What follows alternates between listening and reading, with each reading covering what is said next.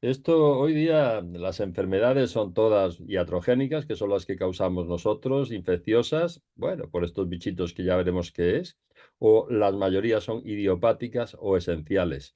Es decir, ¿por qué tienes unos nódulos en el tiroides? Porque te ha tocado. ¿Y por qué tienes una enfermedad de Crohn? Porque te ha tocado. ¿Y por qué tienes? No puede ser que las enfermedades sean todas de origen desconocido. Entonces vamos a intentar hacer una pequeña introducción desde el principio.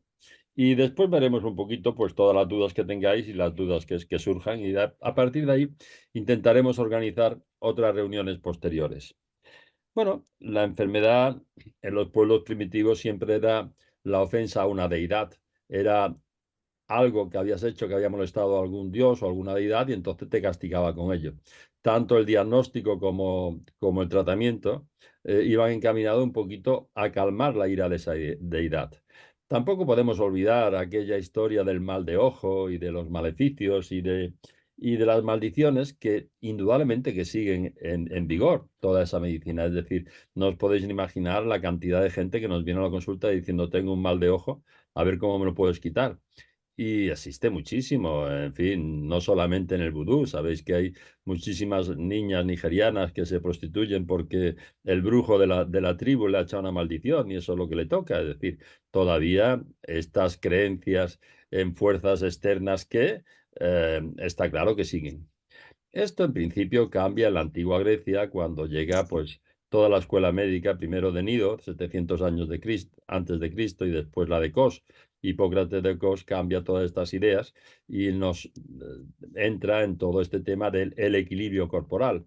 Él decía que estábamos constituidos por cuatro humores, la bilis amarilla, la bilis negra, la flema y la sangre, y que era el equilibrio de esos cuatro humores lo que nos daba la salud, y cuando estos humores se desequilibraban, entonces aparecía la enfermedad.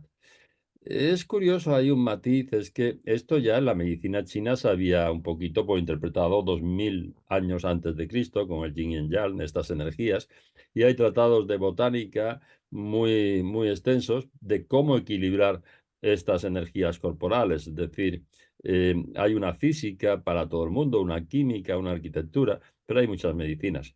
Hay demasiados intereses en la medicina y dependiendo de la zona en la que estés, pues imperarán unas ideas u otras. Pero bueno, esta idea del equilibrio interno, de que todo tenía que estar equilibrado, surge en principio en nuestra medicina con la antigua medicina griega y sobre todo con Hipócrates de Cos. Eh, el problema es que, y esto es normal, es decir, este equilibrio tiene que estar en un cuadro, tiene que estar en los colores de un cuadro, tiene que estar en los componentes de una comida, todo tiene que estar equilibrado. Cuando altera ese equilibrio, las cosas no funcionan bien. Y esta idea de ese equilibrio interno dura toda la Edad Media. Toda la Edad Media dura más de 2000 años, ya lo veremos. Y entonces los tratamientos que se hacen son o bien para eliminar aquellas cosas que estaban un poquito no equilibradas dentro del cuerpo, y teníamos eméticos, diuréticos, laxantes, purgantes, es decir, un montón de terapéuticas encaminadas a eliminar esos malos humores o esos malos componentes que teníamos dentro. Quizás el procedimiento médico más, volveremos a comentarlo después, más realizado a lo largo de la historia eran las sangrías. Y además, Galeno decía que cuanto más grave era la enfermedad, más intensa tendría que ser esa sangría. Y el tema de las sanguijuelas, pues ha sido utilizado desde siempre. Pero desde siempre hasta el siglo XIX, que ya veremos lo que pasó en el siglo XIX, es un siglo muy curioso. Es decir, en el siglo XIX se importan 40 millones de sanguijuelas al año en Francia, desde donde son un poquito distribuidas a los demás países, a Bélgica, Holanda, Inglaterra, España y todos lados. Pero 40 millones de sanguijuelas al año, hace nadie menos a principios del siglo XIX. Es decir, esa idea del equilibrio interno ha imperado siempre. Al mismo tiempo, intentábamos darle al cuerpo lo que le faltaba, mediante esas fórmulas magistrales, que en principio en la medicina hipocrática era la bebida hipocrática, que en principio era vino caliente y miel, pero que también llevaba muchísimos vegetales y muchos minerales también disueltos en ese vino caliente y miel, que hacía que, bueno, que si tenías que irte te fueras a gusto y de luego que le proporcionaras al cuerpo esa energía que le faltaba. En 1595 hay un descubrimiento que lo cambiaría todo. Zacarías Jansen, a la edad de 7 años, está jugando en la casa del padre, en el negocio del padre, que era un fabricador de lentes. Se le ocurre coger dos lentes, poner una a cierta distancia de la otra y se encuentra que aumentaba los objetos que veía 6, 7 o 8 veces. Y aparece el microscopio. Y el microscopio abre un mundo nuevo de colores, de formas, de todo, y aparecen los capilares y las células, y aparecen los espermatozoides, y después aparecen los protozoos, y al final aparecen los microbios. Y se va perfeccionando esta maquinita, y esta maquinita al principio pues no es para los investigadores, es para la alta sociedad, para jugar a ver qué es lo que había en todo ese mundo invisible que se acaba de descubrir. Eh, Después se incorporan los investigadores también a utilizarlos y aparece pues todo, toda la microbiología. Pero está claro que durante cerca de 300 años, eh, uno, pues, en fin, se ve claro que según cojas agua del río, o cojas agua del grifo, o cojas esperma, o cojas pus, o cojas, depende, o cojas lo que quisieras, depende del hábitat que cogías, pues verías unos bichitos o habría otros bichitos. En- y esto es así durante cerca de 300 años. A principios del siglo XIX, en 1922, nace una persona, Luis Pasteur, que lo iba a cambiar un poquito todo. Su padre había servido en los ejércitos de Napoleón, después monta una curtiduría en Abois, en su ciudad francesa, y lo manda a estudiar a París.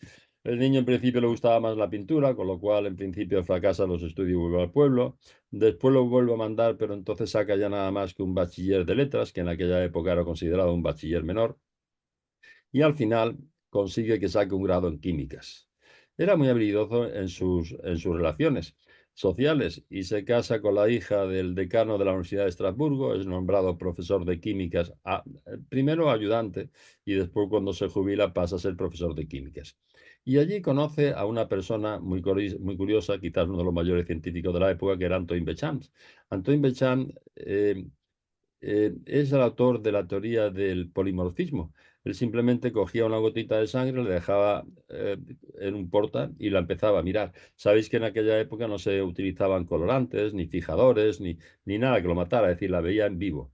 Y veía cómo a los 2 días y medio, se morían los leucocitos, los hematíes se iban desintegrando, y de esos corpúsculos iniciales salían unos bichitos muy pequeños que se lo iban comiendo todo y que a medida que iba evolucionando esto con los días, esos bichitos iban cambiando de forma. Entonces él concluye que es el terreno lo que hace que los microbios vayan evolucionando de una manera o de otra. Sabéis que también en aquella época hay un personaje muy curioso en el siglo XIX que era Claude Bernard. Claude Bernard era el catedrático de fisiología en Francia, en la Universidad de París. Es considerado el padre de la medicina experimental y autor de la teoría del terreno. Él estuvo toda su vida peleando con Louis Pasteur, diciéndole que era el hábitat, el terreno, lo mismo que le decían todos, lo que condicionaba los bichitos que había ahí. Pero no a la inversa, no eran los bichitos que condicionaban el terreno. Un ejemplo tonto, les decía que en el Polo Norte solamente habría osos y focas, no encontraríamos leones. Si llegara allí el cambio climático y la sabana africana, entonces encontraríamos cebras, jirafas y leones. Pero no llegarían primero las cebras y las jirafas, primero llegaría la sabana africana y después llegarían los animales que viven en ese terreno. Clovenard es un poquito el que nos mete la idea un poquito maravillosa del equilibrio interno. Él decía que era lo que hacía a los organismos libres e independientes. Es decir, fuera del cuerpo podemos tener una temperatura de 0 grados o de 60 grados. Podemos tener una concentración de oxígeno diferente si es a nivel del mar o si es en la montaña. Y podemos tener mucha variabilidad en cuanto a la humedad y en cuanto a todo. Pero dentro del cuerpo, ese equilibrio interno, pues hace que no, la temperatura tiene que ser entre 36 grados y medio y 37 grados y medio, si no, nada funciona bien. La presión de oxígeno en la sangre es X, la saturación es X, la concentración de sodio es X y todas las constantes, la presión arterial, todas las constantes internas dentro del cuerpo, esas se tenían que mantener iguales. Ese concepto, después, 40 50 años, en 1920 y tantos, hay un fisiólogo americano que le pone el nombre de homeostasis refiriéndose a ese equilibrio interno del que hablaba Claude Bernard. Homeostasis viene del griego, homeo es igual y estasis estado, estado igual o similar. Bien, era lógico. Todos los científicos de la época, todos, un poquito se enfrentan a Louis Pasteur diciéndole que realmente los microbios no, no eran nada, que era el hábitat, era el terreno lo que lo condicionaban todo. Hay otra persona, otro médico en ese momento, muy curioso, que era Rudolf Virchow, era un médico alemán, aparte de Robert Koch, que estuvo también padre de la microbiología y que se pasó también toda la vida peleándose con Louis Pasteur. Pues Rudolf Virchow él decía que no parecía ser que los microbios que se habían encontrado en algunas enfermedades fueron los causantes de ese tejido alterado, sino que buscaban el tejido alterado como su hábitat natural. Es decir, primero se altera el terreno, se pierde el equilibrio de ese terreno y después vienen los microbios que viven en ese terreno alterado. En el cuerpo tenemos 100 billones de células y 1000 billones de bacterias que viven simbióticamente con nosotros, 1000 billones de microorganismos que viven en unas condiciones X, ya las veremos cuáles, y que no nos hacen daño, vivimos gracias a ellos, eh, pero con mucha diferencia, no podríamos vivir sin toda esa flora bacteriana que tenemos dentro de nosotros, pero que viven en unas condiciones que son la de ese estado, ese equilibrio interno del cuerpo.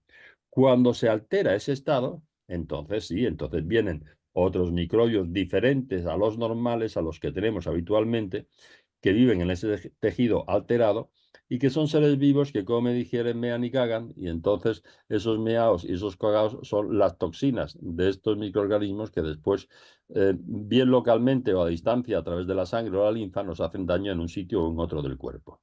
Pero volvemos a decir lo mismo, primero se tiene que alterar el terreno y después vendrán los microbios que viven en ese terreno alterado.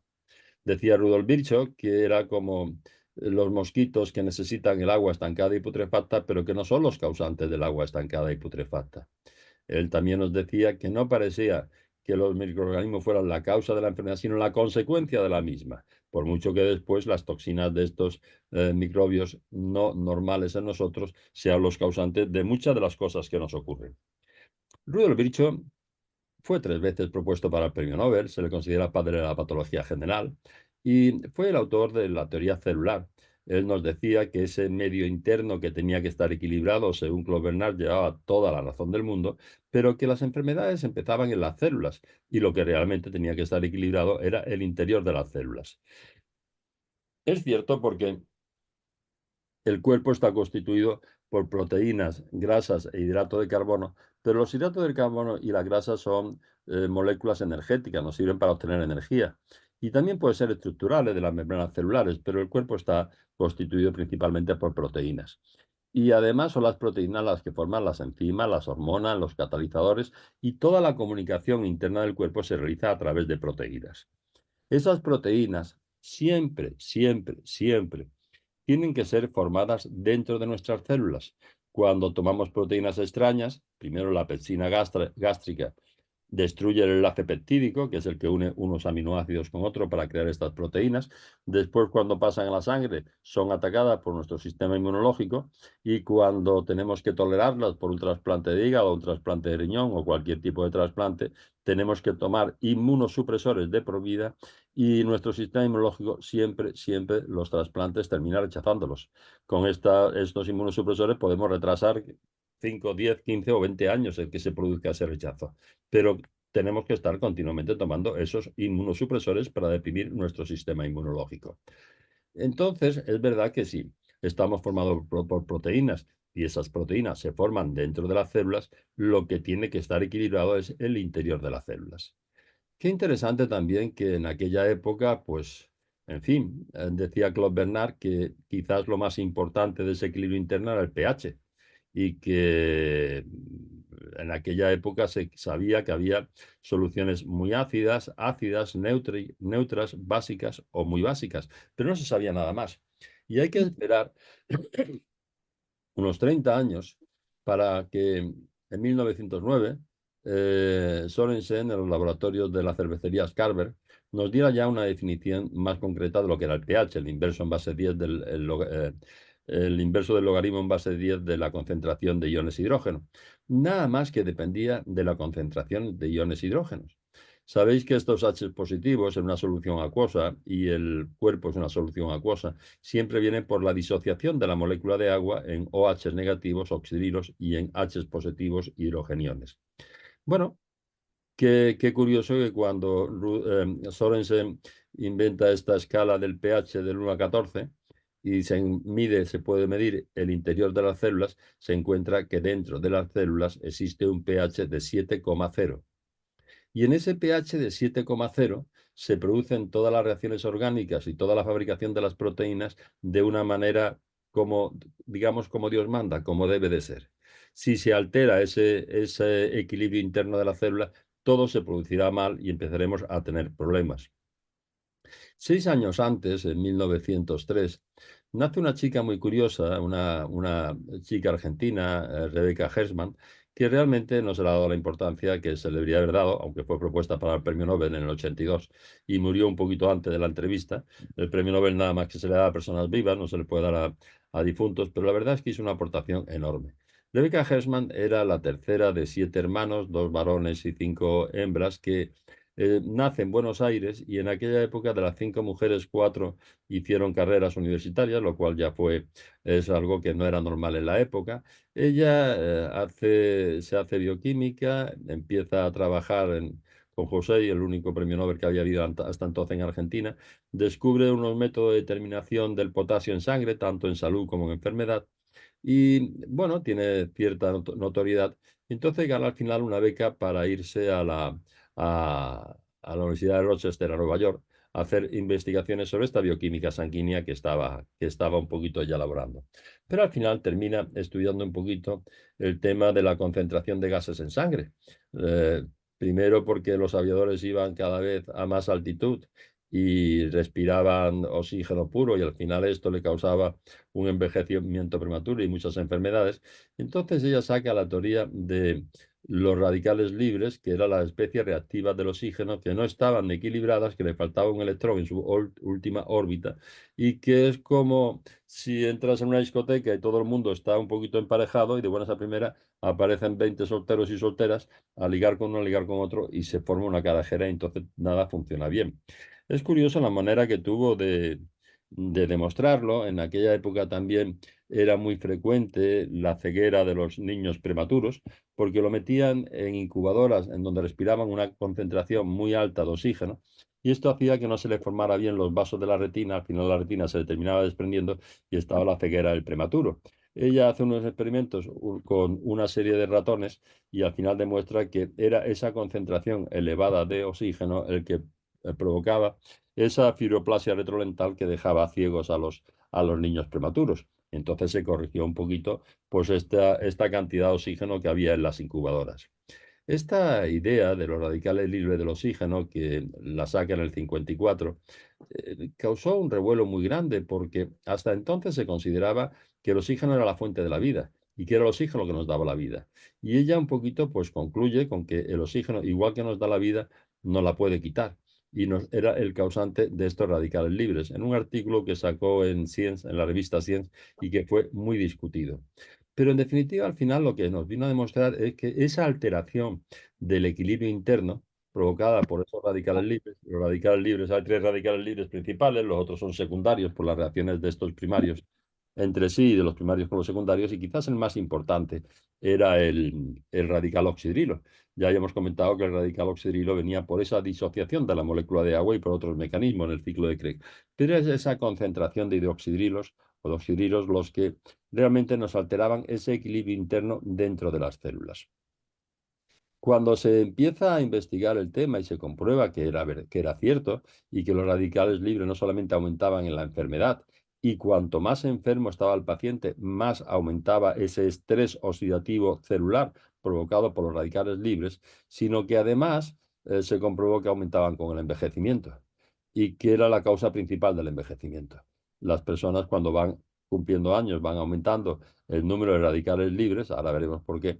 Ella dijo también, Rebecca Herman sacó después otro artículo, que era por el déficit de antioxidantes, de la neutralización de esos radicales libres, lo que hacía que hubiera más radicales libres de la cuenta y que fuera la principal causa del envejecimiento y de que las personas mayores tuvieran más enfermedades que las personas jóvenes. Bueno, es interesante y la verdad es que se comprueba que es cierto. No existe enfermedad en que no haya un aumento muy grande de radicales libres. Cuanto más grave la enfermedad, más aumentan los radicales libres. Entonces se despierta un interés muy importante por saber cómo el organismo neutralizaba esos radicales libres. Se había descubierto una enzima muy interesante, la superóxido dismutasa, que fue un poco la que pudo hacer que se tuviera realmente en consideración la teoría de Hertzmann, pero después, cuando empiezan a ver este tema, lo que se encuentra es una sorpresa enorme. Y lo que se encuentra es que el cuerpo está lleno de una sustancia antioxidante, la más fuerte que existe, que es el glutatión. Y es una sorpresa grande, pues porque era la molécula más abundante en el cuerpo después del agua. Entonces se crea un interés muy grande por ver un poquito que este glutatión, que era el principal antioxidante, el que regulaba los demás antioxidantes, el más numeroso y al final que controlaba un poquito esa neutralización de los radicales libres intracelulares. Que como hemos comentado, esos radicales libres se creaban dentro de las células por el consumo de oxígeno de la célula y ese consumo de oxígeno se produce dentro de las mitocondrias en el ciclo de Krebs. Las mitocondrias son unos corpúsculos que hay dentro de las células que tienen un ADN diferente al nuestro, por lo cual se consideran que son unas bacterias, unos proteos que nos colonizaron hará unos 1.500 millones de años, que nada más que tenemos las bacterias de la madre, porque no vienen del óvulo fecundado que se va reproduciendo y que tiene un cromosoma masculino y femenino, no, esto lo heredamos directamente de las células de la madre, con lo cual son las mismas que tiene la madre y que hay un número enorme, hay de 1.000 a 5.000 mitocondrias dentro de cada célula. Y cuando lo vemos a nivel energético, a lo mejor después si puedo pongo alguna pequeña vídeo, son unos hilillos que van continuamente cambiando de tamaño, se fusionan, se separan. Y es ahí en esa mitocondria donde se produce la respiración celular y donde se produce esa cantidad enorme de radicales libres. Bueno, cuando empiezan a investigar el glutatión y se encuentran que hay una concentración enorme, sobre todo dentro de las células, se encuentra que en las células hay una concentración miles de veces superior a la que hay fuera de las células en el plasma. Claro, era ahí donde tenía que actuar el glutatión, dentro de las células para neutralizar esos radicales libres. Entonces hacen muchos experimentos con el glutatión. El glutatión es una proteína compuesta muy pequeñita, compuesta por 3 aminoácidos, un tripéptido, que es el ácido glutámico, la glicina y la cisteína. El ácido glutámico no es un aminoácido esencial, se encuentra bien en los alimentos que tomamos y cuando no hay suficiente el organismo lo puede fabricar a partir de la glutamina. La glicina no es que nos sobre, pero también suele estar en suficiente cantidad. Pero la cisteína se encontraron que era el aminoácido limitante en la producción de glutatión. Lo primero que se hacen son muchos experimentos y muchas pruebas pues dando glutatión. Si es el antioxidante más fuerte que hay en el cuerpo, vamos a darle al cuerpo glutatión, a ver qué ocurre. Y lo que ocurre es que es una proteína con 3 aminoácidos, con un enlace peptídico entre un aminoácido y otro, y cuando llega al estómago, la pepsina gástrica destruye esos enlaces peptídicos y los crea los aminoácidos. Lo segundo que se encuentran, que esa cisteína era muy termolábil y se destruía con el calor, y además, al principio, pues en fin, no llegaba a la célula estas aplicaciones del glutatión. En la década de los 60 y de los 70 se produce mucho glutatión de origen bacteriano y de origen vegetal. Y se consigue conseguirlo de una manera fácil. Pero hay muchísimo almacenado. Sabéis que en principio las cosas no se tiran, se hacen publicidad y se venden.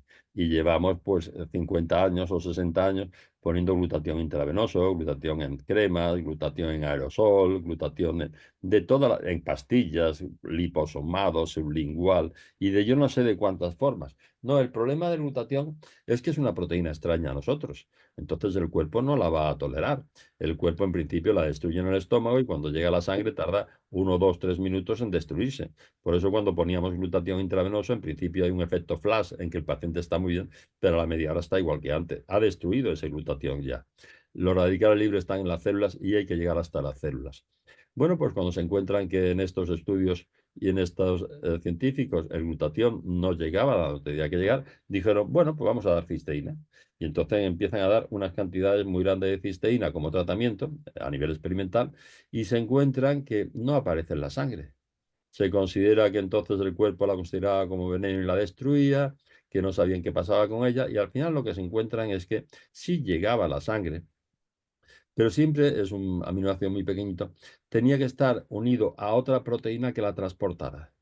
Y esa proteína que la transportaba conseguía que esa cisteína llegara hasta las células, pero en concentraciones relativamente pequeñas, con muy poca disponibilidad, podríamos decir. Bueno, pues estos experimentos siguen buscando proteínas que pudieran equilibrar el estado redox dentro de las células, este estrés oxidativo, y además estimular el sistema inmunológico. Y en esa tarea hay una persona en el Hospital McGill de Montreal, en la McGill University, que es Gustavo Bonus, era un médico italiano que había emigrado a Estados Unidos, se le acaba la visa y al final encuentra trabajo como investigador en este hospital de Montreal. Y la verdad es que él había hecho cirugía en Italia, pero allí no le permitían hacer, no le reconocieron la especialidad. Entonces se dedicó a la investigación y él estaba buscando un poquito em, proteínas que pudieran estimular el sistema inmunológico y que hiciera que el posoperatorio de los enfermos fuera mejor. No, siempre se preguntaba por qué hay posoperatorios tan malos y por qué hay tan operatorios tan buenos. Entonces dependerá un poquito del sistema inmune cómo podemos potenciar ese sistema inmune. La inmunología era una especialidad que estaba empezando, que había muy poquitos, y se encuentran con que allí había una médica, la doctora Conchaven, que realmente pues estaba dedicándose un poquito a este tema de la inmunología, con lo cual se une y empiezan a hacer pruebas en un montón de animales de laboratorio con diferentes productos proteicos. Un día reciben un preparado proveniente de Francia, que era el suero de la leche de secado, que era el agua que quedaba encima de la mantequilla o del queso cuando cuajaba y queda arriba un pequeño eh, cantidad de agua. Y en ese agua la desecan, se la ponen a unos ratones y se encuentran unos resultados que les llaman mucho la atención. Viven 1,5 más veces, no enferma, aumenta su sistema inmunológico y dicen, ¿aquí qué ha pasado? Vamos a ver qué es lo que hay en este suero desecado de la leche que ha provocado esta reacción tan grande en los animales. Piden que le manden más suero, o sea, más polvo de este, y cuando lo ponen en los otros animales no pasa absolutamente nada. Cuando empiezan a indagar resulta que este suero venía de leche pasteurizada que se había calentado y muchas de esas proteínas se habían desnaturalizado, se habían destruido con el calor y entonces no hacían su función.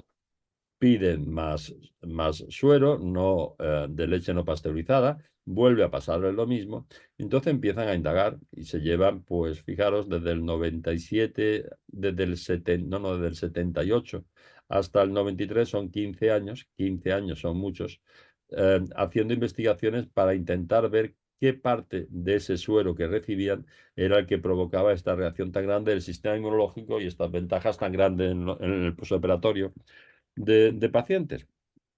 Al final encuentran la cisteína y lo que se encuentran con la cisteína es que era un aminoácido muy pequeñito y muy lábil.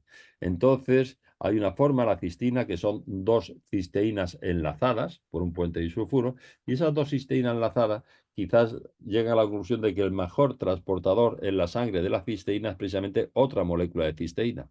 Pero además tienen que prepararla con unas condiciones especiales, cubrirla con una cubierta proteica para intentar que llegara a la célula en unas condiciones lo mejor posible. Se llevan 15 años en que ahí sí tienen el hallazgo, ya siempre lo digo, es una casualidad. Es verdad que las casualidades te tienen que encontrar trabajando, pero fue realmente algo casual. Pero lo que hicieron en los próximos 15 años sí fue muy meritorio. Hicieron 78 estudios, creo que fueron, o 80 estudios de una calidad muy grande. Son nombrados estándar de oro de investigación allá en Canadá. le dan varios premios y además los estudios que hicieron fueron tremendos y sobre todo volvemos a decir que hacer un estudio en medicina no vale menos de 1 millón de euros y esto no lo tienen los médicos, el Estado no pone dinero para hacer estas investigaciones y solamente la industria farmacéutica pone ese dinero que hace falta para hacer estas investigaciones. Ellos, aprovechando de que tenían estos cargos públicos y que estaban en una universidad pública, aprovechan esos fondos para hacer todas estas investigaciones y hacen un montón de publicaciones incuestionables.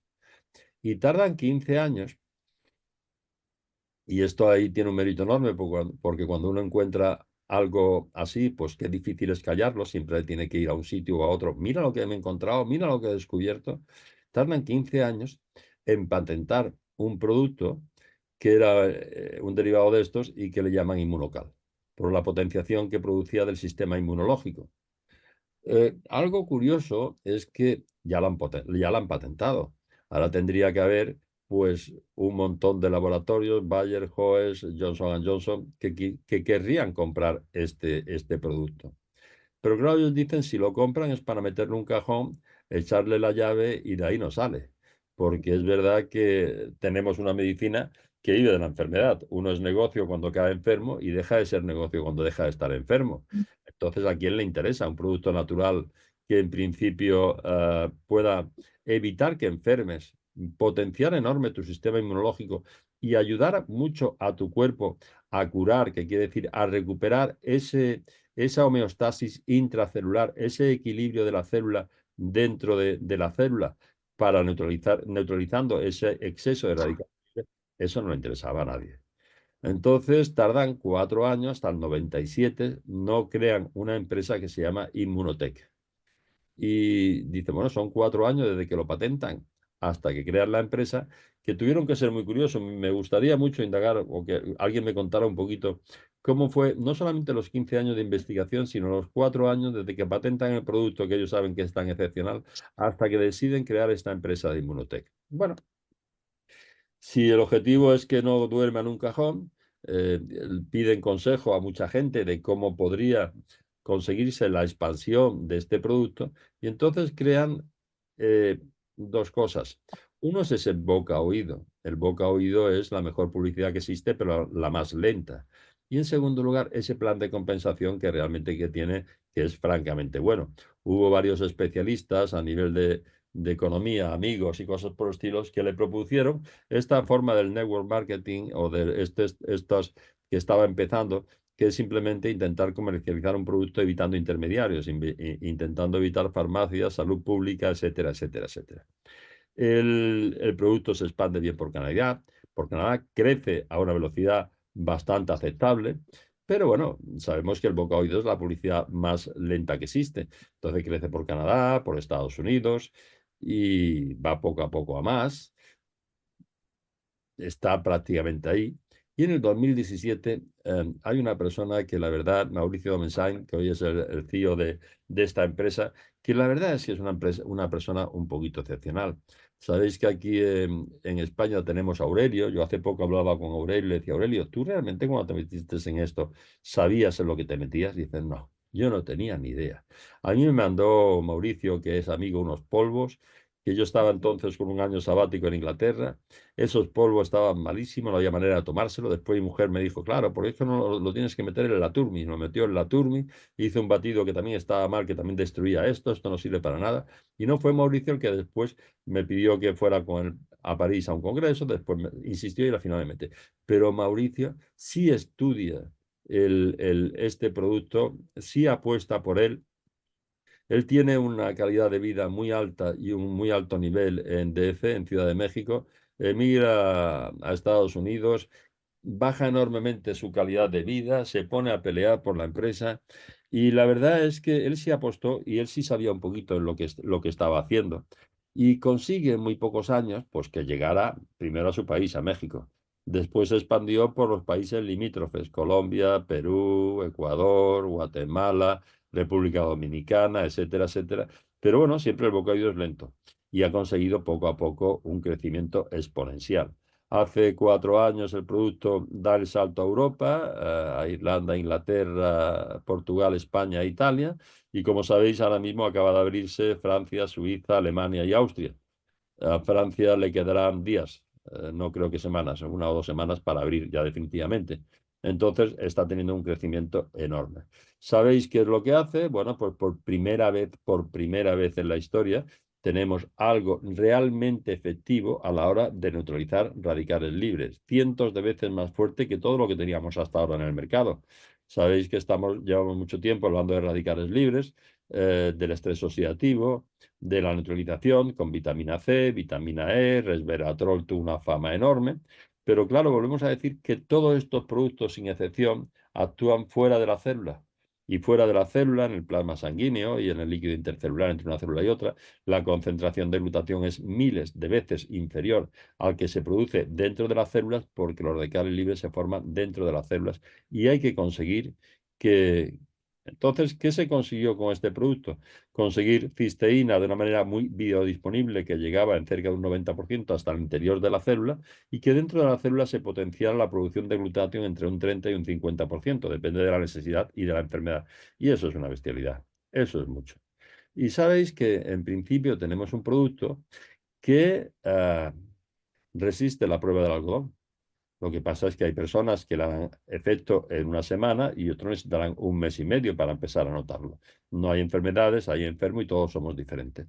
Entonces, ¿cómo se produce la enfermedad? Está claro, porque se pierde esa homeostasis intracelular o ese equilibrio interno que decía Claude Bernard.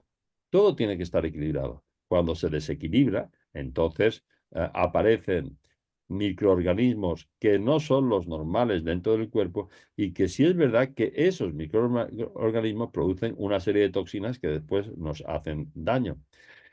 Es normal que me estén preguntando siempre por una enfermedad u otra enfermedad y siempre contesto lo mismo, no hay enfermedades, hay enfermos, somos todos diferentes. Algo que condiciona mucho el tratamiento, de luego, es la edad del paciente y muchas condiciones además particulares de un tipo o de otro. También me están preguntando siempre por un tipo de microorganismo o otro tipo. ¿Qué hacemos con la Escherichia coli? ¿Qué hacemos con las pseudomonas? ¿Qué hacemos con estos Clostridium? Yo creo que algún día tendríamos que hablar realmente de lo que sabemos de estos microbios, porque realmente sabemos muy, muy, muy poquito. La información que nos dan siempre, igual que digo que la medicina no es la misma en todo el mundo, y la información que tienen en Japón, China, Corea, Sudáfrica o Brasil es completamente diferente a la que tenemos en Europa o en Estados Unidos. En el primer mundo está condicionado por estos intereses, pero la verdad es que algún día tendríamos que hablar de microbiología.